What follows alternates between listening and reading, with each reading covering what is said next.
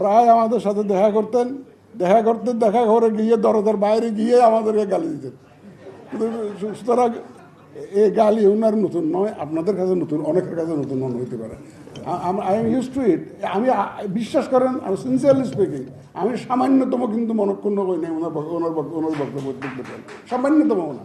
শুধু প্রশংসা করলে ইভ্যালুয়েশন হয় না। কারণ উনি যেটা ফিল করেছেন, ওনার পারস্পেক্টিভ থেকে যেটা দেখেছেন, উনি যেটা অন্তরে বিশ্বাস করেছেন, সেটা উনি বলেছেন। এটাই তো গণতন্ত্র, এটাই তো গণতন্ত্রের সৌন্দর্য। উনি যেটা ফিল করে এটা বলার সুযোগ দেওয়াটাই তো গণতন্ত্রের সৌন্দর্য। এই জন্য আমি একদম আহত না ওনার এই বক্তব্যে। আরএফইডি কিন্তু আমাদের একটা কিন্তু মিডিয়াম অফ কমিউনিকেশন হিসাবে কাজ করেছে পুরা পিরিয়ডে। আমি যখন দায়িত্ব নেই, আমি সব খুঁটিয়ে সব পত্রিকাগুলো পড়তাম।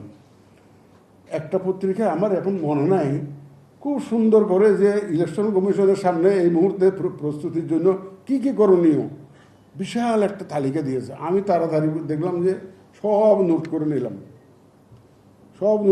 পত্রিকার থেকে কিন্তু নিয়েছি। আরএফইডির কোনো এক সদস্য এটা লিখেছেন, কোন পত্রিকাটা আমার মনে নেই। আমি সবগুলো নোট করে নিয়ে দেন আই কল মাই অফিসার্স। আমি বলি নাই যে ওইটা পত্রিকার থেকে আমি নকল করেছি, এটা বলি নাই, কিন্তু আমার আইডিয়া হিসাবে বলেছি। কিন্তু আইডিয়াটা ছিল আমাদের জনৈক আরএফইডির সদস্যের আইডিয়া।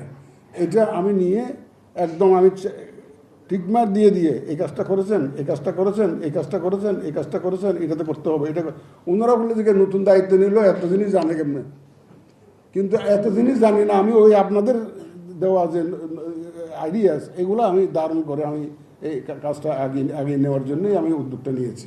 আমরা যতটুকু সম্ভব যে আপনাদেরকে ফ্রিডম দেওয়ার চেষ্টা করেছি, বিকজ আমাদের কিছু লুকানোর নাই তো, নাই।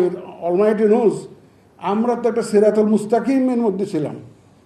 আমার মনক্ষুণ্ণ হয়েছে, বড় নেতা ফোন করেছে, আমি ফোন ধরি নাই। এটাই জন্য আমার অনেক সমালোচনা হয়েছে। বিভিন্ন বড় দলের নেতা ফোন করেছে, আমি না, আমার সাথে কথা থাকলে দয়া করে আমার অফিসে এসে বলতে বললেন, আমি টেলিফোনে কোনো কথা বলবো না, আমার এখানে এসে বলতে বলেন। কিন্তু মনক্ষুণ্ণ হয়েছে, কিন্তু আমি একই পলিসি সবার জন্য মেনটেন করেছি। এটা কোনো ছোটো হোক, বড় হোক, মাঝারি হোক, যত বড় দলে হোক না, একই পলিসিতে আমরা থেকেছি।